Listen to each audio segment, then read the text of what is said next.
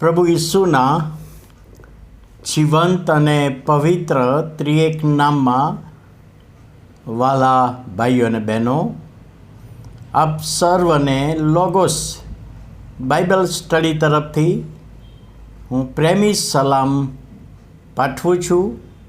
અને આજે 2025ના વર્ષનો 160મો દિવસ 9મી જૂન 2025 અને સોમવારનો આ નવો દિવસ આપણા જીવનોમાં પ્રભુએ બતાવ્યો માટે પ્રભુનો ખૂબ આભાર માનતા પ્રભુના નામને ધન્યવાદ આપીએ છીએ.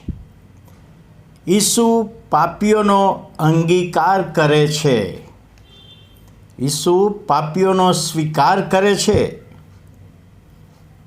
જ્હોન વેસ્લી એમની સેવા કરતા હતા એ દરમિયાન એક બહેને પોતાના ઘરે મીટિંગ રાખી અને એ મીટિંગમાં ઘણા બધા સગા સંબંધીઓને આમંત્રિત કર્યા. અને એ મીટિંગમાં જ્હોન વેસ્લીના સાથીદાર સાથે સેવા કરતા સેવક જ્યોર્જ વ્હીટફિલ્ડ એમને વચનની સેવા માટે આમંત્રણ આપ્યું. અને આ પ્રભુના સેવકે એ મીટિંગમાં વચન આપ્યું કે પ્રભુ ઈસુ ખ્રિસ્ત પાપીઓ પર પ્રેમ કરે છે, પાપીઓને સ્વીકારે છે, પાપીઓનો અંગીકાર કરે છે. એ સંદેશો એમણે આપ્યો અને સાંભળનારા ઘણા બધા લોકો ત્યાં બેઠા હતા. અને તે વખતે એક વ્યક્તિએ ટીકા કરી, પ્રભુના વચન સંદેશાની ટીકા કરી કે ઈસુ પાપીઓને બોલાવે છે એ કેટલું વિચિત્ર લાગે છે. ઈસુ દેવનો દીકરો, એનું માન ને સ્થાન જુદું, એ પાપીઓને પ્રેમ કરે ને પાપીઓને બોલાવે એ બરાબર લાગતું નથી. અને કોઈકે કહ્યું, વ્હીટફિલ્ડ સાહેબને કહ્યું કે સાહેબ, તમારા સંદેશાની એક વ્યક્તિ આવી ટીકા કરે છે. અને આ પ્રભુના સેવકે જાણ્યું ત્યારે તેઓએ ટીકા કરનારને માટે પ્રાર્થના જ કરી કે પ્રભુ, સંદેશો સમજવામાં એમને સહાય કરો. જે વ્યક્તિએ એમને સમાચાર આપ્યા એ વ્યક્તિને વ્હીટફિલ્ડ સાહેબ વાતો કરતા હતા એટલામાં એક બહેન આવ્યા. અને સાહેબ, હું બાજુમાંથી પસાર થતી હતી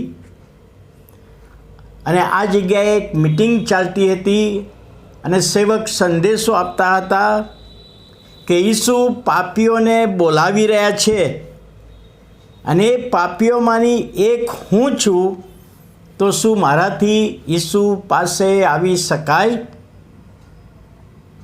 અને તે વખતે જ્યોર્જ વ્હીટફિલ્ડ સાહેબે કહ્યું કે હા, તમે પાપી છો, તમે સ્વીકાર કરો છો, તમારા પાપની કબૂલાત કરો છો, તો પ્રભુ ઈસુ એવાઓને જ બોલાવે છે. જેઓ બીમાર છે તેમને વૈદ્યની, ડૉક્ટરની જરૂર છે. અને જે પેલા ટીકા કરનાર હતા એમને સમાચાર મળ્યા કે એક બહેને પોતે પાપી છે અને ઈસુને સ્વીકારવા માગે છે. એ બનાવ બન્યો અને ટીકા કરનાર ભાઈએ જ્યોર્જ વ્હીટફિલ્ડ સાહેબની માફી માગી કે મારી ભૂલ થઈ ગઈ, હું સંદેશો સમજવામાં નિષ્ફળ ગયો. પેલા બહેન ત્યાંથી પસાર થયા અને એક વાક્ય સાંભળ્યું અને તેઓ પ્રભુ ઈસુ ખ્રિસ્તને ઓળખી શક્યા. વાલા ભાઈઓ અને બહેનો, લુકની લખેલી સુવાર્તા તેનો 19મો અધ્યાય અને 10મી કલમ, પેલા ઝાંખીના ઘરે પ્રભુ ઈસુ ખ્રિસ્ત જાય છે ને એ બનાવ ખોવાયેલું શોધવા તથા તારવા સારું માણસનો દીકરો આ પૃથ્વી પર આવ્યો છે ખોવાયેલું શોધવા. જેઓ પાપમાં ને પાપમાં ખોવાઈ ગયા છે એમને શોધવાને માટે, એમને બોલાવવાને માટે, એમને સ્વીકારવાને માટે પ્રભુ ઈસુ ખ્રિસ્ત આ પૃથ્વી પર આવે છે. પાપીઓનો ઉદ્ધાર કરવાને માટે પ્રભુ ઈસુ ખ્રિસ્ત આ પૃથ્વી પર આવ્યા છે. અને એ બાબત સમજવાને માટે પ્રભુ આપણા બધાની સહાય કરે, મદદ કરે, દોરવણી આપે. પ્રાર્થના કરીએ. વાલા પ્રભુ, અમે તમારો આભાર માનીએ છીએ, તમારા નામને ધન્યવાદ આપીએ છીએ.